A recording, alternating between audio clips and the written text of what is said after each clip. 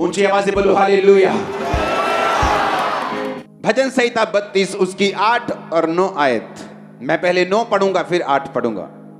तुम घोड़े और खच्चर के समान ना बनो जो समझ नहीं रखते, उनकी उमंग लगाम और रास से रोकनी पड़ती है, नहीं तो वो तेरे वश में नहीं आने के। अपने पड़ोसी को बोलो घोड़े और खच्चर के समान तुम मत बनो जो समझ नहीं रखते। परमेश्वर कहता उनकी जो उमंग है वो लगाम के साथ क्या करनी पड़ती है, रोकनी पड़ती है। और यीशु मसीह ने कहा तुम घोड़े और खच्चर के समान मत बनो। इससे पहले कि आपका ले हैंड हो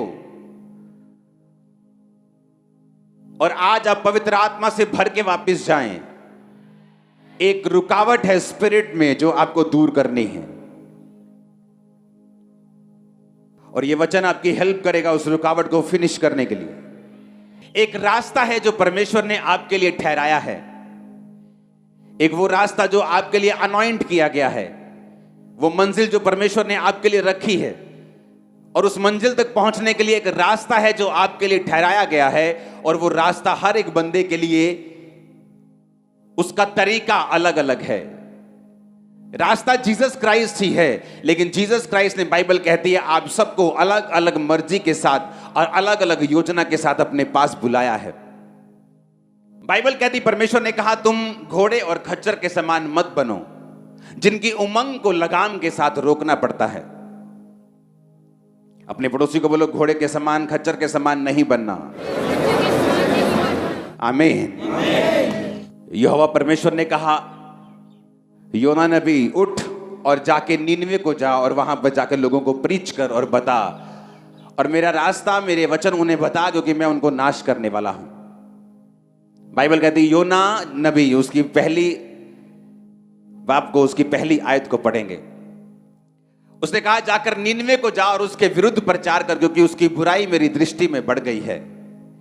परंतु योना यहोवा के सम्मुख से तरशीश को भाग जाने के लिए उठा और यापो नगर को जाकर तरशीश जाने वाला एक जहाज पाया और भाड़ा देकर उस पर चढ़ गया और उसके साथ होकर यहोवा के सम्मुख से, ताकि वो तरशीश को चला जाए। अगर परमेश्वर ने उसे गुजरात जाने के लिए बोला तो वो मेघालय जाने की तैयारी कर रहा था। अगर कश्मीर जाने के लिए परमेश्वर ने बोला तो वो कन्याकुमारी जाने की तैयारी कर रहा था। और वो परमेश्वर से भागा, और जिस समुद्र में वो सफर कर रहा था उस नाव को, उस समुद्री जहाज को परमेश्वर ने एक लहरों में फंसा के एक तूफान में फंसाया। और जब सब मरने लगे तो सबने चिट्ठी डाली कि ये मुसीबत किस वजह से हम पे आई है, और चिट्ठी योना के नाम की निकली। योना को उठाया गया, वो सो रहा था, कि तेरे नाम पे चिट्ठी निकली है, क्या बात है। उसने बताया कि मैं यहोवा के सम्मुख से भाग आया हूं। परमेश्वर ने तो मुझे कहीं और जाने के लिए बोला था, लेकिन मैंने परमेश्वर की आवाज को नहीं सुना और मैं प्रभु के सामने से भाग आया हूं। परमेश्वर ने मुझे नीनवे जाकर लोगों को बचाने के लिए बोला था, लेकिन मैं वहां जाना नहीं चाहता था, इसलिए मैं भाग आया हूं। उन्होंने कहा तेरे कारण ये विपत्ति पड़ी। योना ने कहा हाँ मेरे कारण पड़ी है, और अगर तुम मुझे उठाकर समुद्र में फेंक दोगे तो अभी समुद्र की लहरें जो हैं होगी वो शांत हो जाएंगी। और जब उन्होंने योना को फेंका लहरें शांत हुई। बाइबल कहती जब योना डीप समुद्र के अंदर चला गया, जब अंदर भी समुद्र के पहाड़ होते हैं, अंदर भी अगर आपको मालूम हो तो माउंट एवरेस्ट से भी ऊंचा पहाड़ समुद्र के नीचे। तो बाइबल कहती है वो समुद्र के नीचे जब वो मूर्छा खाने लगा, जब वो मरने लगा, तो परमेश्वर ने एक मछली को ठहराया, एक व्हेल ने उसे निगला। और बाइबल कहती है वो मछली के पेट में 3 दिन और 3 रात रहा और अंदर से परमेश्वर के पास प्रार्थना करता रहा, क्योंकि उसे मालूम था कि परमेश्वर ने उसे एक और मौका दिया है। और बाइबल कहती परमेश्वर ने फिर मच्छ को, उस व्हेल को आज्ञा दी, उसने जाकर उसे किनारे पर उगल दिया। वहां से वो 3 दिन के मार्ग पर उसी नीनवे को गया और उन लोगों को बचाया, प्रीच किया, उन्होंने मन फिराया और सारे के सारे लाखों लोग बचाए गए। जो काम परमेश्वर ने करना था वो हुआ। अब बाइबल कहती जब प्रभु यीशु मसीह ने योना के बारे में बोला तो परमेश्वर ने कहा जैसे योना 3 दिन रात जल जंतु के पेट में रहा, उसी तरह मैं भी हूं। परमेश्वर ने योना नबी के साथ अपनी तुलना किस लिए की? आज कौन सा दिन है जब जीसस क्राइस्ट स्वर्ग पे गए, हाँ क्या बोल के गए थे आपको? आज खड़े होके वचन सुनेंगे। क्या बोल के गए थे कि जाओ क्या करो, सब जातियों को क्या करो? पुराने टाइम में कोई कोई नबी होता था, परमेश्वर जिससे बात करते थे, जिस पर आत्मा उतरता था, वही ब्लेस होता था, वही परमेश्वर को जानता था, पब्लिक शक्ल देखती थी उसकी। और अब खूबसूरती क्या है, परमेश्वर ने कहा जब जीसस क्राइस्ट मर के जी उठे तो अब आपको याजकों के पास जाकर पाप माफ करवाने की जरूरत नहीं, क्योंकि आप खुद एक याजक हैं, खुद एक राजा हैं और हमारा महायाजक प्रभु यीशु मसीह। इस बात को समझे कि नहीं? अब जिस तरह परमेश्वर योना को देखते थे और योना को देखकर बोलते थे कि योना मैं ये चाहता हूं कि वो देश बचाया जाए, क्योंकि उनको किसी चीज की नॉलेज नहीं है, वो पाप में तो हैं, लेकिन अगर तू जाएगा तो वो उन्हें प्रीच करेगा तो वो लोग बच जाएंगे योना। और योना थोड़ा ड्रामा करके गया, लेकिन गया जरूर। मैं आपको इसलिए ये बात बता रहा हूं क्योंकि जब परमेश्वर भविष्यद्वक्ताओं को कोई बात बोलता था तो परमेश्वर जब वो बात को नहीं सुनते थे तो लगाम के साथ, जब घोड़ा मुड़ता नहीं इशारे में तो क्या करनी भी, लगाम खींचनी पड़ती उसकी। और लगाम कहां होती उसकी? नाक के अंदर। जब लगाम खींचते हैं तो नाक में चोट लगती है, उसको दर्द होता है नाक के अंदर। उस दर्द से बचने के लिए फिर वो लगाम की बात को सुनता है और जहां लगाम बोलती है फिर वो वहां जाता है। परमेश्वर ने कहा तुम घोड़े मत बनो, कि जब मैं तुमको बोल रहा हूं, क्योंकि अब योना का टाइम चला गया, अब तुम सब योना नबी हो, तुम सब पतरस हो, तुम सब पौलुस हो, तुम सब प्रेरित हो, तुम सब चेले हो, तुम सब विश्वासी हो। आमीन ऊंचे वाला चाहिए चर्च। अब ध्यान से समझना है क्यों तुम मुश्किल में हो, क्यों तुम ट्रबल में हो, क्यों लोग श्राप के नीचे हैं, क्यों उनकी लाइफ में वो नहीं है जो होना चाहिए। क्यों? क्योंकि परमेश्वर की बात को तुम समझे नहीं। उसने कहा योना जा और लोगों को बचा। मैं ये बात पूछना चाहता हूं, जब यीशु मसीह आज के दिन स्वर्ग पे गए थे तो आपको कौन सी बात बोलकर गए थे? कौन सी बात बोल के गए थे? क्या बोल के गए थे? बोलो ऊंची आवाज में। ऊंची नहीं आई आवाज, बोलो क्या बोल के गए थे? बोलो जाओ। क्या बोल के गए थे?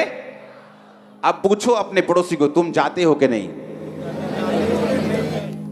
तुम जाते हो लेकिन अपना राज्य स्थापित करने के लिए, कुछ अपना फायदा ढूंढने के लिए।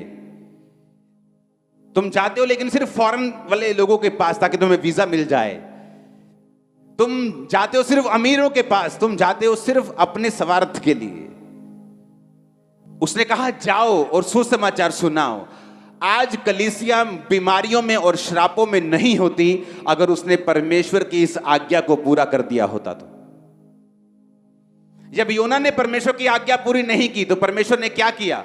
लगाम खींची के नहीं? वो मौत के मुंह में गया, पूरी ड्रामेबाजी वहां पे चली। उसी तरह से बाइबल कहती है जब आप लोग परमेश्वर की आज्ञाओं को नहीं सुनते और जो सीधा रास्ता परमेश्वर ने आपके लिए ठहराया है आप उस पर नहीं चलते, फिर वो लगाम को खींचता है। हम इमोशनल ट्रबल में चले जाते हैं, हस्बैंड में प्रॉब्लम शुरू हो जाती, वाइफ में प्रॉब्लम शुरू हो जाती, बच्चों में प्रॉब्लम शुरू हो जाती, फाइनेंस बिगड़ना शुरू हो जाता है, सेहत खराब होनी शुरू हो जाती। हम सोचते हैं हमने क्या नहीं किया, क्या गलती हो गई हमसे, क्योंकि बाइबल कहती है आप लोग सुसमाचार सुनाने के लिए चुने गए हो। परमेश्वर की रूहों को बचाने की इच्छा आज भी वैसी है, बल्कि और बढ़ चुकी है। उसने योना को कहा जा और लोगों को बचा, और अब यीशु मसीह आपको कुछ बोल के गए हैं जो आप भूल गए हो। हमें लगता है मुझे बेबी चाहिए, मुझे चर्च जाना है, मुझे बरकत चाहिए, मुझे चर्च जाना है। ये तो बहाना है चर्च आने का। उसका असली मकसद है आप लोग रूहों को बचाओ, क्योंकि उसने कहा जाओ और सुसमाचार सुनाओ, सब जातियों के लोगों को चेला बनाओ, सब बातें उन्हें मानना सिखाओ, और देखो जगत के अंत तक मैं तुम्हारे साथ हूं। लेकिन मैं वही पूछ रहा हूं, जब योना नहीं गया तो परमेश्वर को लगाम लगानी पड़ी। जब आप नहीं जाएंगे तो फिर वो क्या करेगा? लगाम लगाएगा। यह लगाम मेरी लाइफ में लगी रही। मसीह के शुरुआती दिनों में मेरा मकसद सिर्फ चंगियाई पाना था। ये कहीं ना कहीं से रोजे रख के, प्रेयर करवा के, क्रूसेड करवा के मैं हील हो जाऊं, लेकिन मेरा मकसद वो नहीं था जो परमेश्वर ने जिसके लिए मुझे बुलाया था, रूहों को बचाना। जब मेरा मकसद सेट हो गया, मुझे मालूम हो गया कि मैं असल मेरा काम रूहों को बचाना है, मेरी प्रॉब्लम्स जा चुकी थी, फिनिश हो चुकी थी। आज वो दिन है जब प्रभु यीशु मसीह ने आपको बोला था कि जाओ, योना की तरह बोला था जाओ। जीसस ने बोला तो कहीं और है, लेकिन आप कहीं और गए। तो यीशु मसीह ने हर एक के लिए मगरमच्छ या मछली नहीं ठहराई, वो लगाम खींचता है आप सबकी अलग अलग तरीकों के साथ। और जो आत्मिक जन होता है वो उस लगाम को समझता है कि क्यों मेरी लाइफ में ये प्रॉब्लम है। उसने अब्राहम की ओर देखा, और अब्राहम की ओर देखकर उसने क्या देखा कि अब्राहम एक समय था जब मुझसे प्यार करता था सबसे अधिक, लेकिन एक समय आ चुका है जब अब्राहम अपने बेटे से मुझसे भी ज्यादा प्यार करने लगा है। और परमेश्वर ने उसकी लगाम खींची और कहा, अब्राहम अब्राहम, अपने बेटे को जिससे तू प्यार करता है मेरे लिए बलि कर दे। अब परमेश्वर इंसानों की बलि नहीं लेता था, लेकिन अब्राहम फिर भी उसको बिठाकर बलि करने के लिए चला।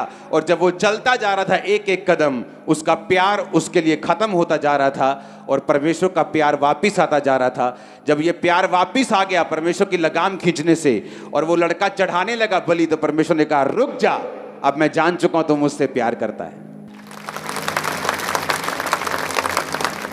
हालेलुया। आप किससे प्यार करते हैं? अपने बिजनेस से? आपका बिजनेस फिर डेंजर पोजीशन में आ जाएगा एक दिन। अपनी वाइफ से, प्रभु से भी ज्यादा, अपने हस्बैंड से, अपने बच्चों से, अपने फाइनेंस से, अपने शरीर से, समाज से, अपनी पोजीशन से, अपनी इज्जत से। परमेश्वर के सामने किसी भी चीज को मत रखना, नहीं तो परमेश्वर लगाम खींचेगा और लगाम खींच के फिर आपको सीधा करेगा। और अगर आप सीधे सीधे अच्छे घोड़े की तरह चलते जाएंगे, वो आपकी लगाम नहीं खींचेगा। आप सीधा सीधा चलते जाएंगे, आप वही वही रास्ता फॉलो करते जाएंगे जहां जीसस ने आपको जाने के लिए बोला है। आप सुसमाचार को सुनाएंगे, आप डरेंगे नहीं, घबराएंगे नहीं। अपने माता पिता, भाई बहन, अपने बच्चे, अपना कारोबार, अपना शरीर, अपने लोगों से अधिक प्रभु से प्यार करेंगे। आप सीधा चलते जाएंगे, उसको लगाम खींचने की जरूरत नहीं पड़ेगी। पौलुस की परमेश्वर ने लगाम खींची। पौलुस के पास इतना रेवलेशन आ गया कि अपनी रेवलेशन से वो भूल ना जाए। परमेश्वर ने उसको शैतान उसके पीछे लगा दिया, उसको मुक्के मारे। यानी कोई शारीरिक कष्ट पौलुस को था, जो उसने कहा, प्रभु ये शारीरिक कष्ट मेरे लिए क्यों है? परमेश्वर ने कहा, मेरा अनुग्रह ही तेरे लिए काफी है, मेरी सामर्थ्य निर्बलता में सिद्ध होती है। अब मैं इस निर्बलता में तुम्हें बढ़ाऊंगा, बस चलते जाना, आगे बढ़ते जाना। हालेलुया। परमेश्वर आपको इन पंगों में कई बार लेके जाता है ताकि आपको ये चीजें समझा सके, आपको ये बता सके। चर्च में अगर 3-4 लाख मेंबर हैं, 4 के 4 लाख लोग सुसमाचार सुनाने वाले होने चाहिए। नहीं तो मुश्किल किसको है? उन्हीं लोगों को, क्योंकि वो नहीं समझे कि क्राइस्ट में उनका जन्म किस लिए हुआ है। पहले नबी होते थे, नबियों को परमेश्वर बोलता था, मूसा को बोलता था, नबियों को बोलता, जाओ ये काम करो। जी उठने के बाद परमेश्वर ने कहा, अब तुम मेरे याजक हो, तुम मेरे राजा हो, तुम मेरे लोग हो, तुम मेरे भाई हो, तुम मेरे सहकर्मी हो, तुम मेरे बच्चे हो, जाओ और सुसमाचार सुनाओ। तुमको कहा खुदा ने, तुमको कहा खुदा ने। आमीन। स्वर्गदूत आया जकरिया के पास, कहता है, जकरिया तेरी प्रार्थना सुन ली गई है, बुढ़ापे में तेरे बेटा होगा, तेरी पत्नी जो बांझ कहलाती है वो पुत्र जनेगी, उसका नाम यूहन्ना रखना। उसने कहा, ये कैसे हो सकता है, वो बूढ़ी हो चुकी है। लूका 1:19। स्वर्गदूत ने उसको उत्तर दिया, मैं जिब्राइल हूं जो परमेश्वर के सामने खड़ा रहता हूं, तुझसे बातें करने और सुसमाचार सुनाने को भेजा गया हूं। देख, जिस दिन तक ये बातें पूरी नहीं होंगी तू गूंगा रहेगा और बोल नहीं सकेगा, क्योंकि इसलिए कि तूने मेरी बातों की जो समय पर पूरी होंगी विश्वास नहीं किया। परमेश्वर ने बताया, जकरिया ये सीधा सीधा रास्ता है चलने का इधर।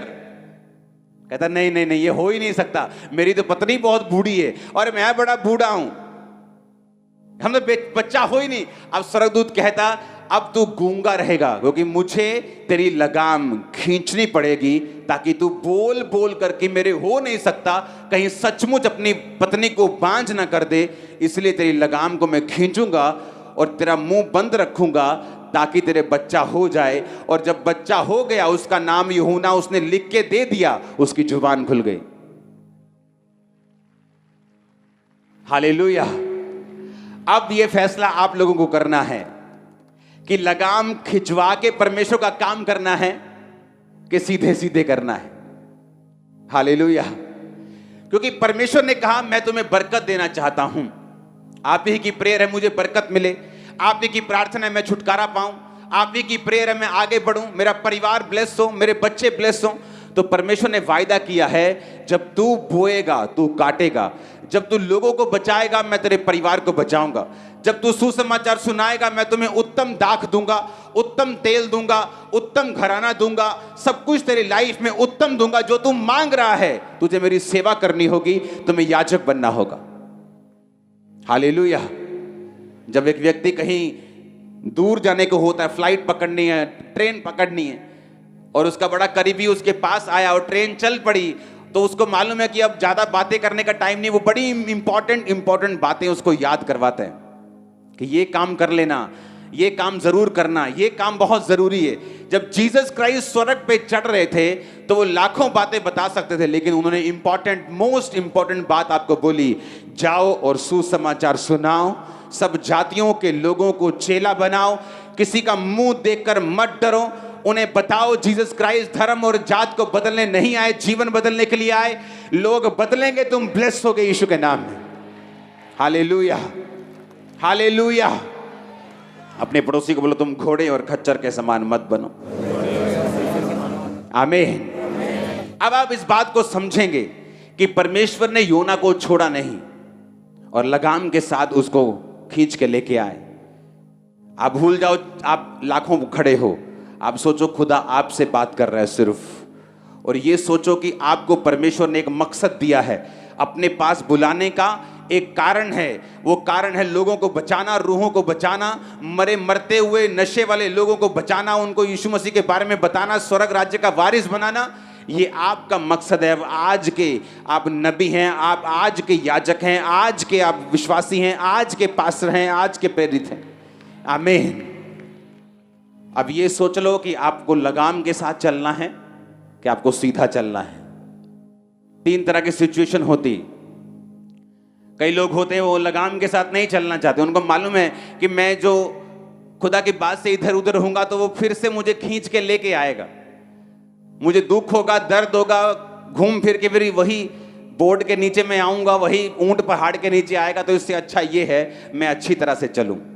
एक वो लोग होते हैं, एक वो लोग होते हैं जो अच्छी तरह से नहीं चलते और परमेश्वर लगाम खींच के, वो आपकी नब्ज को जानता है, उसे मालूम है आप अपने इकलौते बेटे से बहुत प्यार करते हो, वो जानता है कि आप अपने हस्बैंड से, अपने बिजनेस से बड़ा प्यार करते हो, फिर वो उन चीज़ों को खींचने की कोशिश करता है, वो खींचता है आपको ताकि आप लोग समझें कि मुझे पहला स्थान जो है वो परमेश्वर को ही देना है।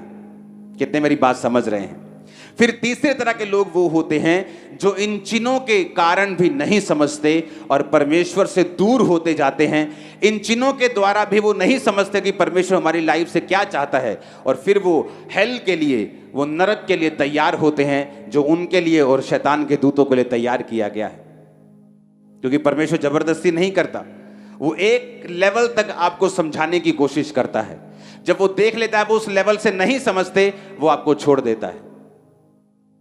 और सुना मेरी बात, जब आपकी लाइफ डेडिकेट हो जाएगी क्रिश्चियन कामों के लिए, सुसमाचार के लिए, आपको मालूम है कि मेरी लाइफ समर्पित हो रही है, वो आपको चंगा भी कर देगा, आपके हस्बैंड को भी चेंज कर देगा, वाइफ को भी कर देगा, बच्चों के दिमाग को चेंज कर देगा, फाइनेंस को भी बदल देगा, वो सारी सिचुएशन चेंज हो जाएगी यीशु के नाम में।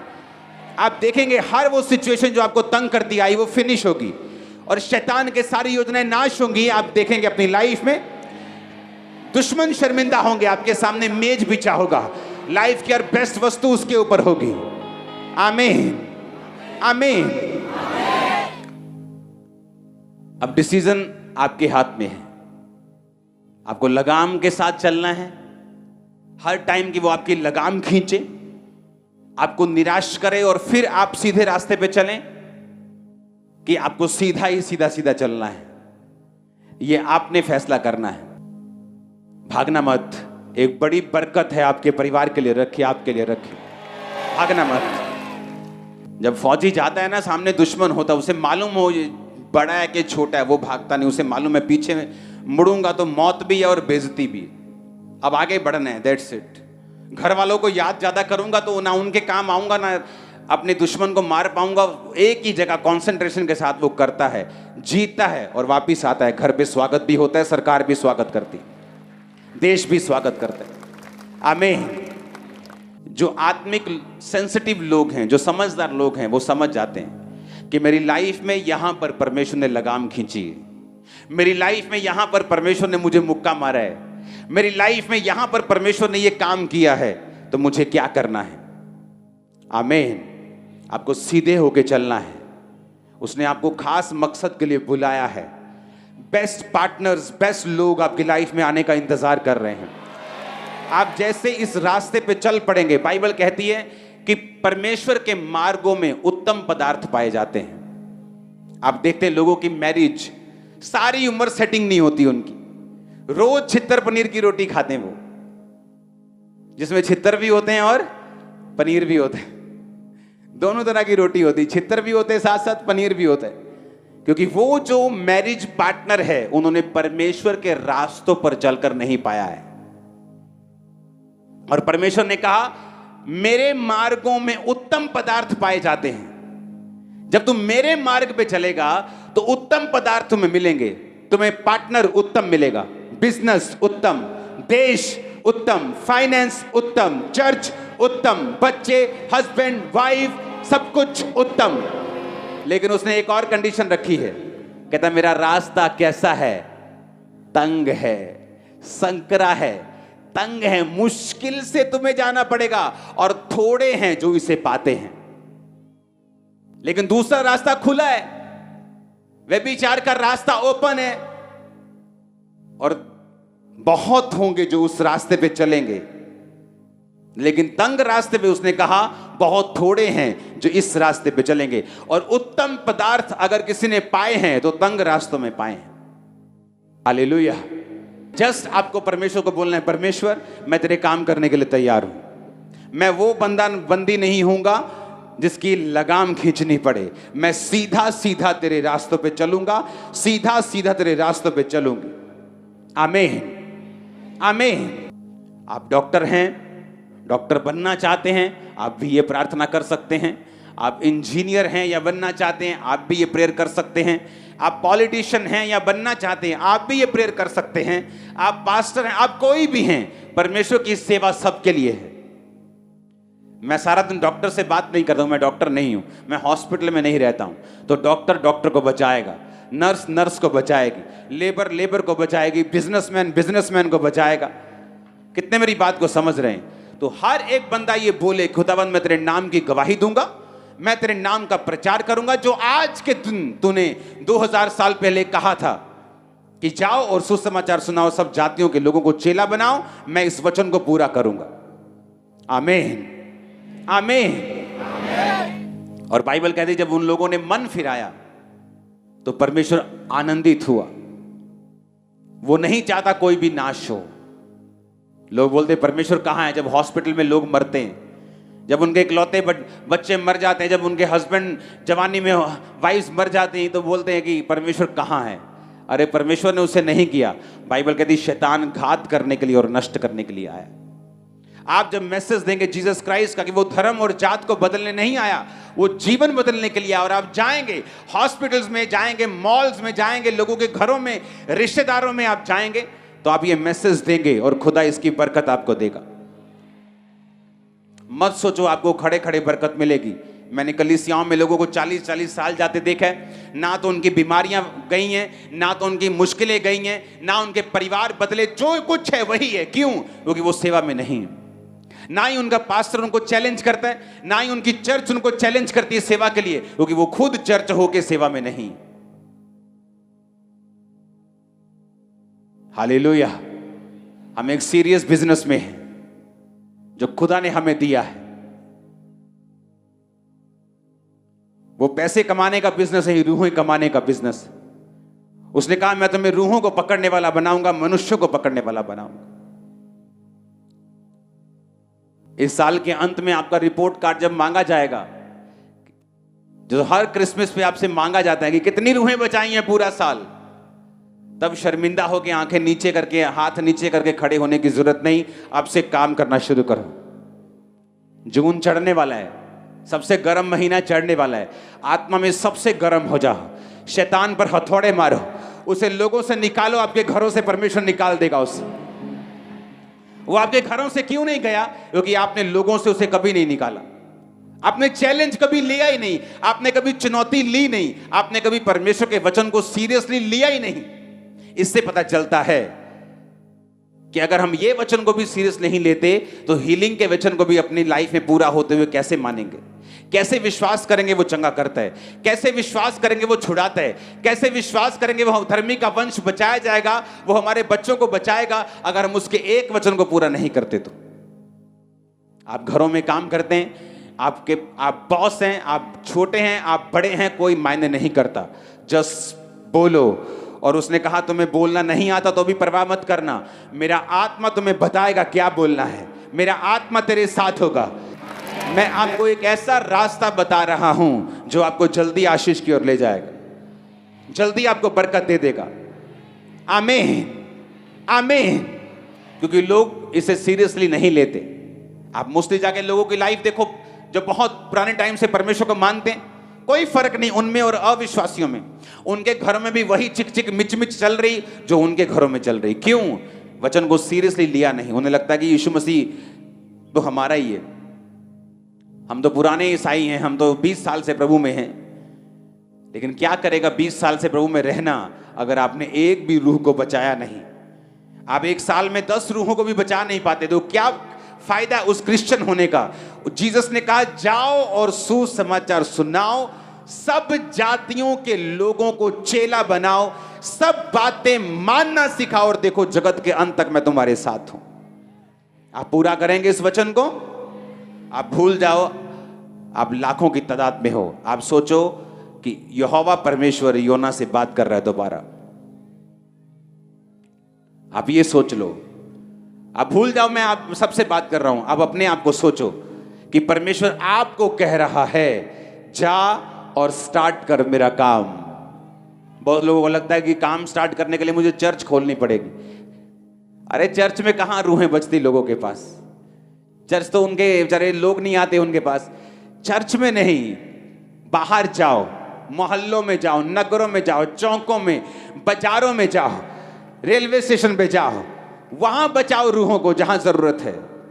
आमीन, हालेलुया, हालेलुया। कॉलेजेस के बाहर जाओ, स्कूल्स के बाहर जाओ, वहां जाओ, बताओ। आप देखेंगे लोगों को जरूरत है। नशों में मर रहे हैं लोग, बाप के साथ बनती नहीं, मां के साथ बनती नहीं, गालियां निकालते सारा दिन, नशा बेचते हैं। क्यों? क्योंकि परमेश्वर से दूर है। कारण कौन है? कारण कलीसिया है। कारण वो लोग हैं जिन्होंने कलीसियाओं को बोझ नहीं दिया कि अगर आप काम नहीं करेंगे परमेश्वर का तो काम नहीं होगा। वो कर सकता है अकेला लेकिन करेगा नहीं, उसको आपकी जरूरत है। आज जब आप इस बोझ को लेके जाएंगे यहां से, एक खुदावंद के सामने एक वायदा कर लो कि परमेश्वर मैं अकेला चर्च नहीं आऊंगा, साथ लेके आऊंगा, गाड़ियों को लेके आऊंगा, ये तो अपने साथ किसी को लेके आऊंगा। मैं अकेला नहीं बचूंगा, मैं लोगों को बचाऊंगा। फिर देखो जो काम फंसा हुआ है वो कैसे निकलता है, जो स्ट्रेस में लाइफ बीत रही है वो कैसे खुदावंद उसे फ्री करता है। पवित्र आत्मा की अग्नि को रिसीव करने के लिए तैयार हो जाओ। वो आप पर आएगी, आपके बच्चों पे, यूथ पे, छोटों और बड़ों सब पे आएगी, बुजुर्गों पे आएगी, छोटों पे आएगी। इन जीसस नेम आमीन। चाहे बरकत आपकी है। टाइम आ चुका है अपनी डेस्टिनी को चेंज करने का, हाई लेवल पे जाने का, और वो आपको लेके जाएगा। दुनिया के बेस्ट प्लेसेस आपके लिए रचे गए, बनाए गए, बेस्ट जगह है, बेस्ट चीजें आपके लिए बनाई गई। जैसे आप शुरू करेंगे ये आपके कदमों में होंगी। आमीन। ऊंचे वाला चाहिए चर्च। उठा अपने हाथों को। Thank you Jesus.